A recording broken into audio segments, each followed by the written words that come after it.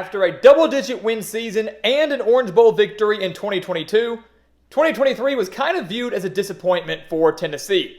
The Volunteers dropped to 8-4 in the regular season, but did end with a 35-0 shutout over Iowa in their bowl game to cap off a 9-win season. And more importantly, the Volunteers got a glimpse into the future with their star quarterback Nico Iamaleava, who had a nearly flawless bowl game against Iowa, included 3 rushing touchdowns plus 1 through the air on the day, and had Tennessee fans very excited for what 2024 can hold. So welcome back to the Gridiron Expert, guys, ready to break down Tennessee's schedule for this upcoming season. We'll share our record projection for them here in just a few months, but today taking a look at what the Volunteers were up against coming up this season. As always, please continue to like, comment, subscribe, share our videos, and check out everything down in the description below, including our website, thegridironexpert.com. Tons of exclusive content over there to help you get through this offseason. As you know, here at our channel, college football never dies. The season never ends. If you want nonstop college football content and coverage, this is the place for you. Go ahead and subscribe, hit that notification button, and become a member of our GE Nation. So we take a look at Tennessee, guys. Under Josh Heupel, the offense I'm never really concerned about. He's an offensive mind. They're going to play fast. They're going to be explosive. They were 2 years ago in 2022. They were last year in 2023, despite the 8-4 record. Obviously, Joe Milton kind of an up-and-down season as the main starter for the Volunteers. I expect the offense once again to be great this year. It's the defense for Tennessee. If they can shore up that defense, especially in the back seven, more specifically in the secondary, this team has a chance to be very, very dangerous. Clearly, we have them as one, ranked 14th in our way too early top 25. So we do believe the Volunteers are a top 15 team to start the season. You take a look at the schedule, though. What the Volunteers are up against. It's a pretty brutal slate. I mean, such is life in the SEC. But to me, there's one key stretch that's going to define their season. We'll touch on that in a second. You look at the first couple weeks. Chattanooga, Kent State, not going to be an issue. I believe that NC State game in Charlotte, that's going to really set the tone for the season.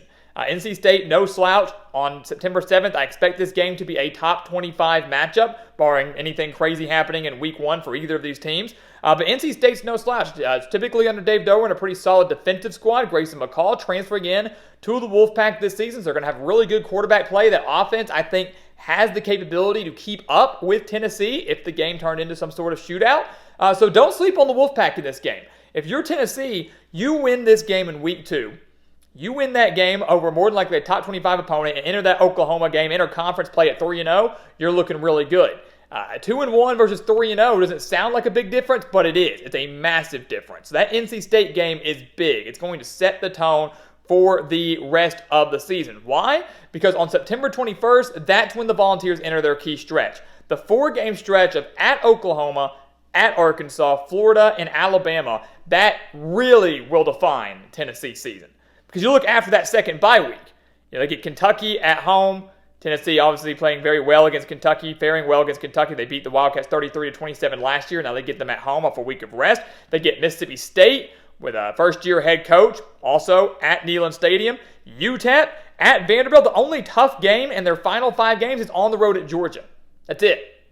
That's all they've got. The toughest game in their final 5 is at Georgia. All the more reason, again, if they start 3-0, that 4-game stretch that we just mentioned is going to be so key. They got to go on the road to Oklahoma. We'll break them down one by one. On the road to Oklahoma. That's going to be tough. These two teams had that home-and-home series back in 2014 and 2015, so Tennessee making their first trip to Norman since 2014. This is going to be Oklahoma's first SEC game. This is going to be the Sooners' first game in the SEC. So even when it was a non-conference game, it was a massive deal to have a Power 5 opponent, one such as Oklahoma, one such as Tennessee, come into your house. But it's even more important, even bigger, that this game is now a conference game. It matters in the standings. So you have to go to a very hostile environment against an Oklahoma team that we expect to be very good, an Oklahoma team that we actually have ranked 1 spot behind Tennessee in our way too early top 25. The Sooners, we broke them down yesterday, had them at number 15, Tennessee at number 14. Jackson Arnold showed signs of promise last year as quarterback for the Sooners. If they can shore up that offensive line, kind of get the bully ball back, get some strength up in the trenches, Oklahoma going to be a very tough team to face off against this year. They're a team that I think could challenge for an SEC title in their first year in the conference. And Tennessee has the honor of being their first conference game ever, first SEC game ever, and having to play it at their house, which is no small feat. Then you go to the bye week. They go on the road to Arkansas. Arkansas, they're garbage. I mean, the way, if you want to put it bluntly, I don't really expect much from the Razorbacks this year, but still a game that Tennessee cannot afford to overlook. Any road game in the SEC is a tough one, right?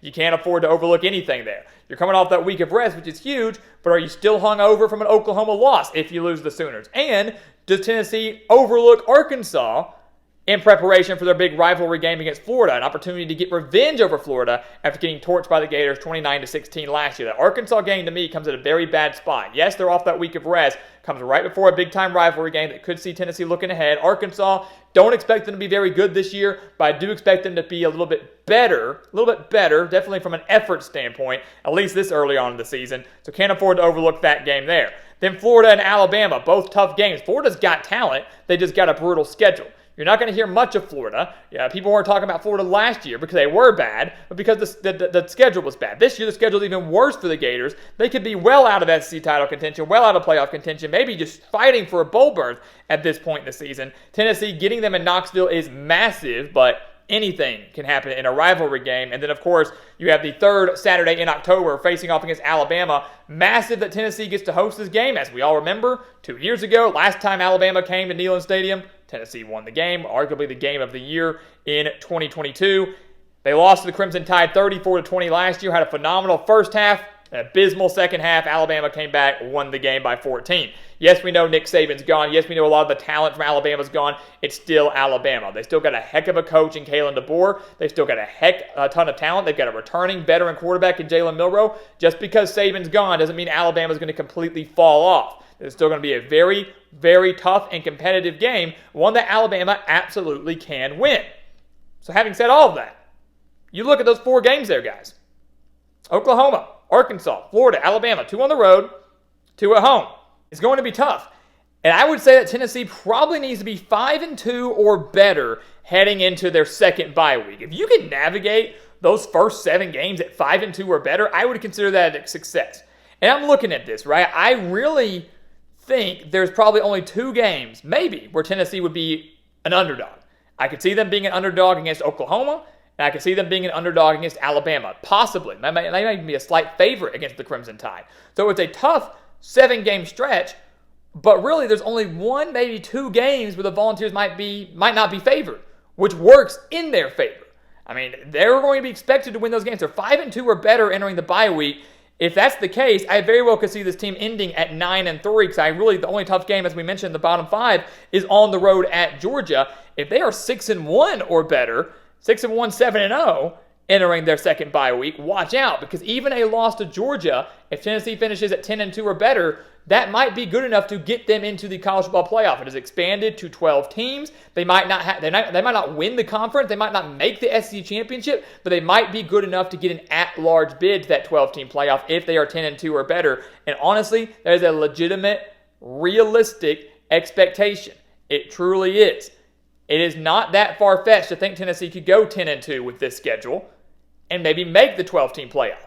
But it all is going to come down to how they fare in those first 7 games. It's really going to come down to how they fare in that 4-game stretch like we mentioned.